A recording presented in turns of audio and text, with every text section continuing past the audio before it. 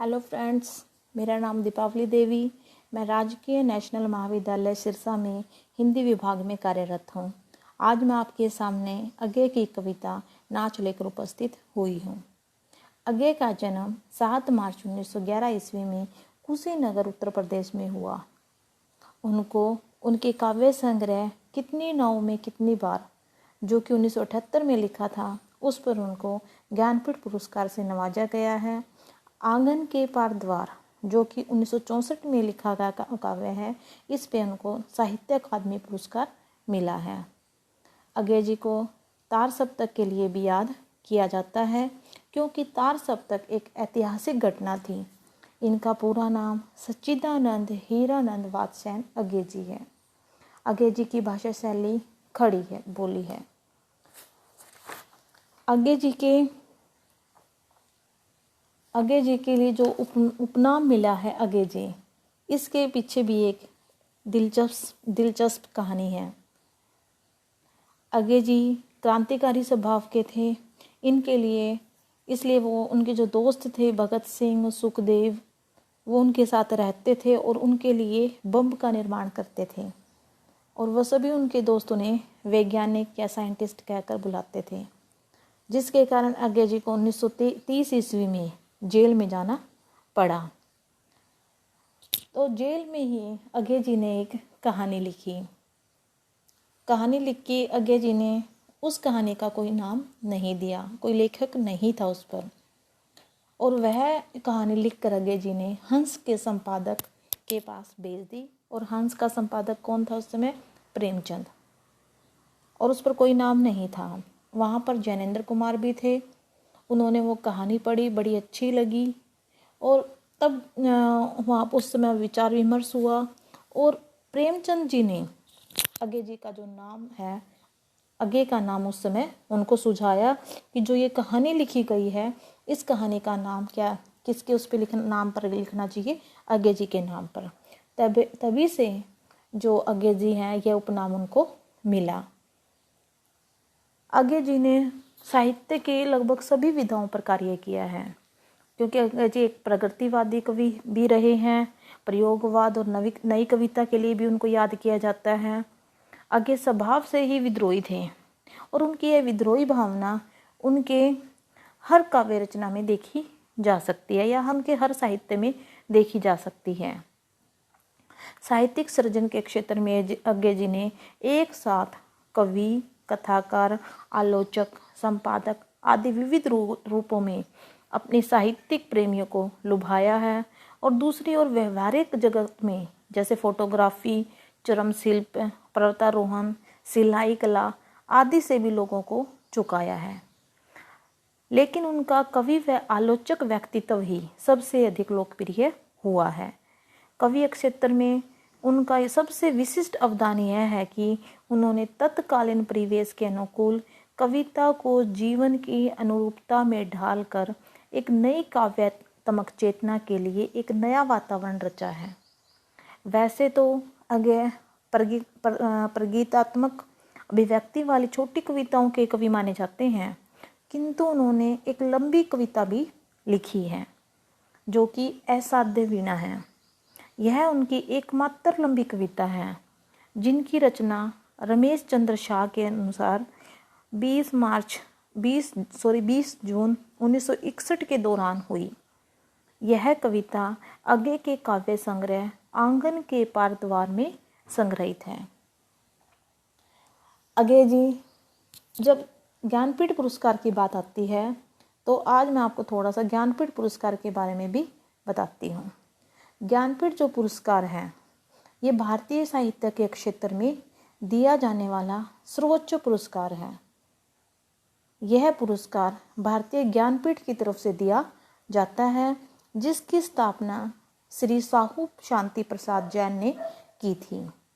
इसमें 11 लाख रुपए, प्रशस्ति पत्र और वाग्देवी की कांस्य की प्रतिमा दी जाती है। शुरुआत में यह लेखक की एकल कृति के लिए दिया जाता था, परंतु 1982 के बाद यह पुरस्कार लेखक ने भारतीय साहित्य में संपूर्ण योगदान के लिए दिया जाने लगा। 1965 में केवल इस पुरस्कार के तौर पर 1 लाख रुपए जो राशि है वो दी जाती थी। 2005 में ये राशि 7 लाख हो गई और 2012 से ये राशि बढ़ाकर 11 लाख कर दी गई। अब अगेय जी की जो कविता है नाच।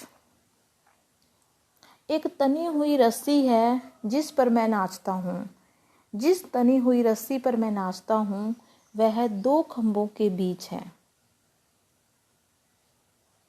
रस्सी पर मैं जो नाचता हूँ वह 1 खंभे के बीच, जिस तनी हुई रस्सी पर मैं नाचता हूँ उस पर तीखी रोशनी पड़ती है, जिसमें लोग मेरा नाच देखते हैं। न मुझे देखते हैं जो मैं नाचता हूँ, न रस्सी को जिस पर मैं नाचता हूँ, न खंभों को जिस पर रस्सी तनी है, न रोशनी को जिसमें नाच दिखता है। लोग सिर्फ नाच देखते हैं। नाच अगेय जी का एक महत्वपूर्ण रचना है। इस रूपक के माध्यम से कवि ने जन्म व मृत्यु के तक के जीवन को 2 खंभों के बीच की रस्सी कहा है।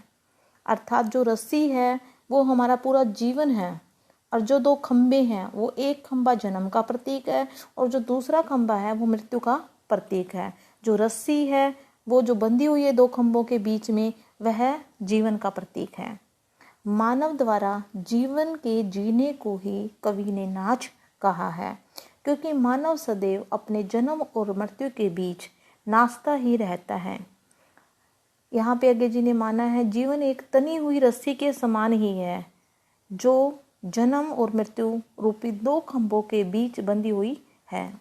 कवि कहता है कि जन्म और मृत्यु रूपी 2 खंभों के बीच बंधी जिस रस्सी पर मैं नाचता हूँ उस पर तेज रोशनी पड़ती है, जिसके कारण लोग उस नाच को देखते हैं। लोग न कवि को देखते हैं न उसके जीवन को देखते हैं, वे तो कवि के नाच उसके कवि कर्म को देखते हैं। कवि ने दोबारा से इस पे कहा है कि प्रत्येक व्यक्ति 2 खंभों के बीच बंधी हुई जो रस्सी है जीवन पथ पर नाचता ही रहता है। ये कह लो जीवन जीता रहता है। वास्तविकता तो यह है कि वह उस रस्सी पर नाचता नहीं है, अपितु दौड़ता है। वह जन्म एवं मृत्यु के बीच दौड़ता है। यदि खंभे से रस्सी को खोल दिया जाए तो तनाव है जो वो थोड़ा सा कम हो जाएगा, उसे कुछ ढील या राहत मिल जाएगी। इससे तनाव कम नहीं होगा, निरंतर बना रहेगा।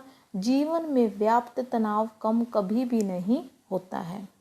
अगेय जी ने ये कविता एक नट के माध्यम से तो बताई है, लेकिन वास्तविकता यह है कि उन्होंने ये अपने जीवन के ऊपर बताया है। वह जो ये नट है वह स्वयं अपने आप को प्रदर्शित करता है। एक तनी हुई रस्सी है जिस पर मैं नाचता हूँ।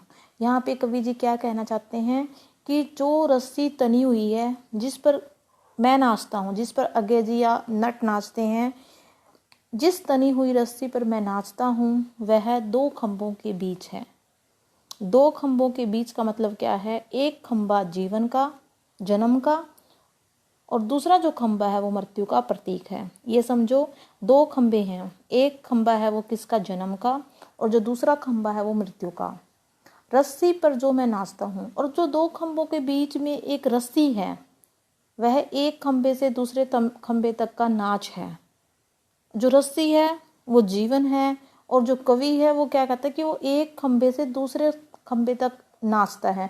अर्थात नाचने का अर्थ क्या है कि वो मतलब उस पे जीवन पथ पे आगे अग्रसर होता रहता है, बढ़ता रहता है। 2 खंभों के बीच जिस तनी हुई रस्सी पर मैं नाचता हूँ उस पर तीखी रोशनी पड़ती है।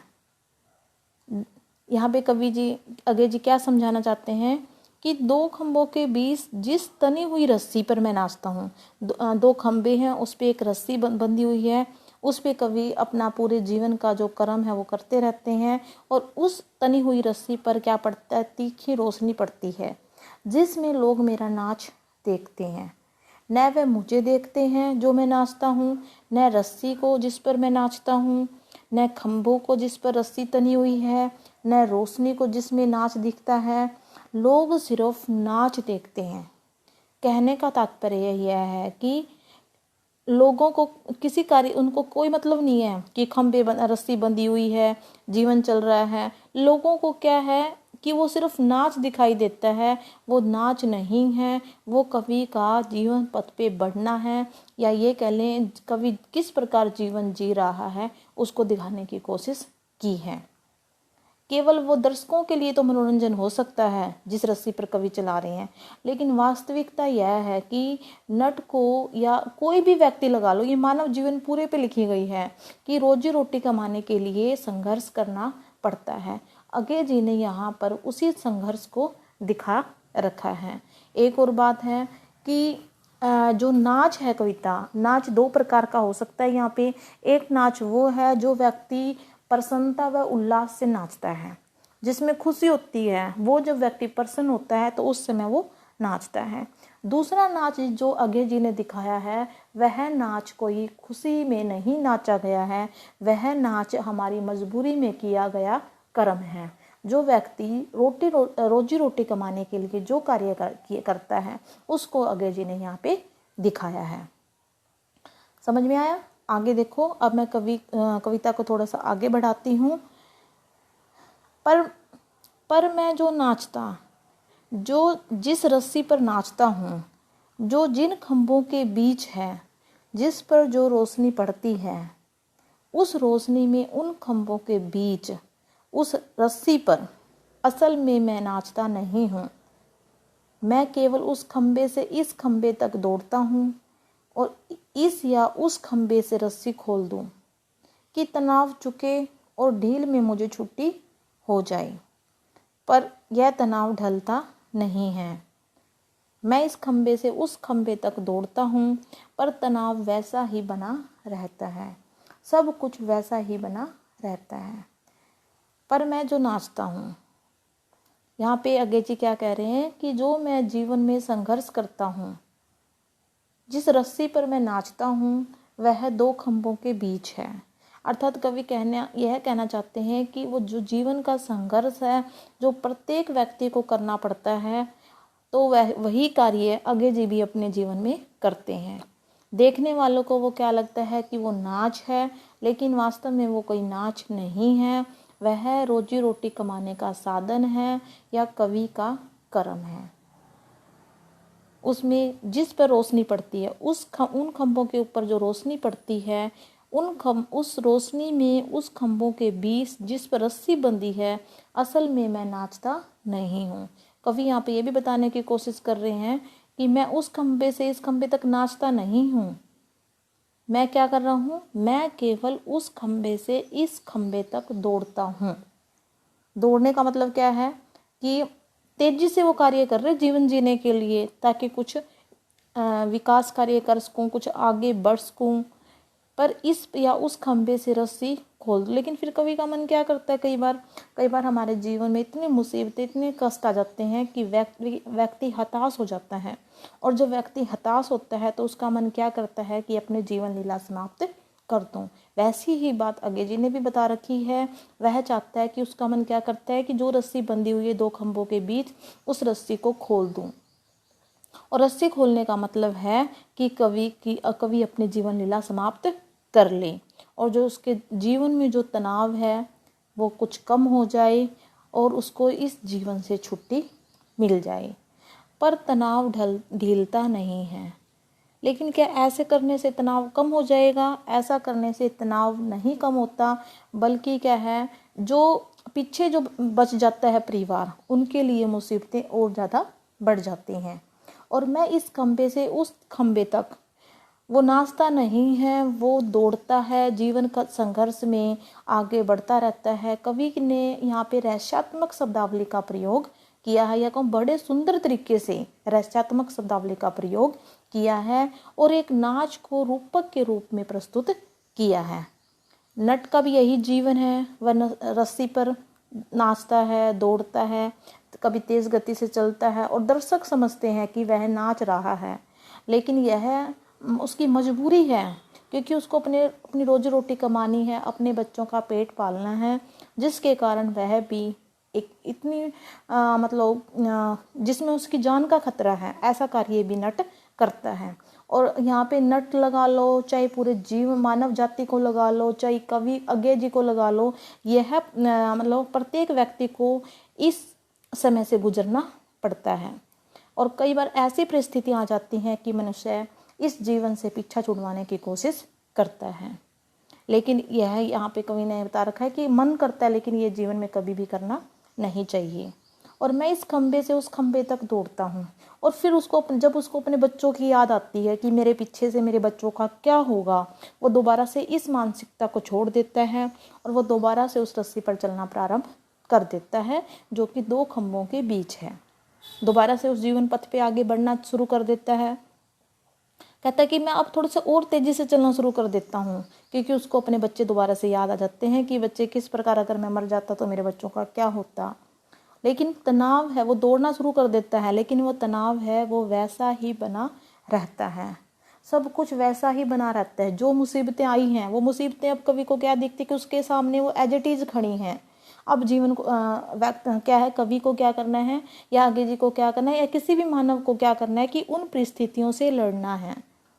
उन परिस्थितियों से लड़ने के लिए अपने आप में वो हिम्मत जुटानी है कि वो उस जीवन पथ पर आगे बढ़ सके।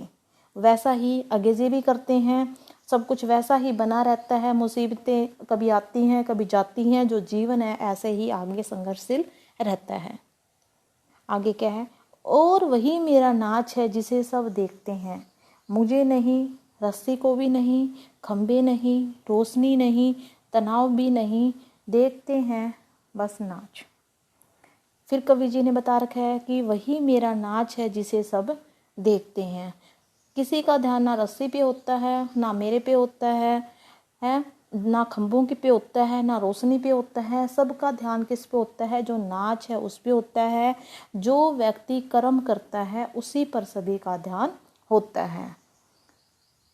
मुझे नहीं, रस्सी को भी नहीं, खंभे पे भी नहीं। वही बता रखा है कि सभी का ध्यान नहीं तो रस्सी पर होता है, ना ही खंभों पे होता है, ना रोशनी पर होता है, और तनाव भी नहीं।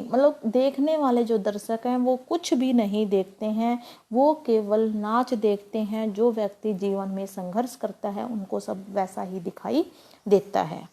और यह कविता कवि ने मार्च 1976 ईस्वी में लिखी थी, और एक छोटी सी कविता है, लेकिन जो कवि का जो भाव है वो बड़ा गंभीर है। बड़े रहस्यात्मक तरीके से कवि ने इसमें जीवन जीने के बारे में बता रखा है कि किस प्रकार मानव के संघर्ष में जीवन लोग जीते हैं।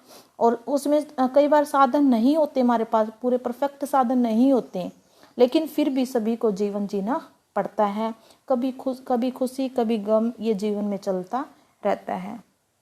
लेकिन हमें कभी भी जीवन में हार नहीं माननी चाहिए। जो हिम्मत है कभी भी नहीं हारनी चाहिए, क्योंकि समय कभी भी एक जैसा नहीं रहता है। समय परिवर्तनशील है, समय बदलता रहता है। आगे जी ने बड़ी सुंदर कविता लिखी है, बड़ी महत्वपूर्ण रचना रची है कि किस प्रकार व्यक्ति अपने जीवन में संघर्ष में वातावरण के अनुसार आगे बढ़ता रहता है।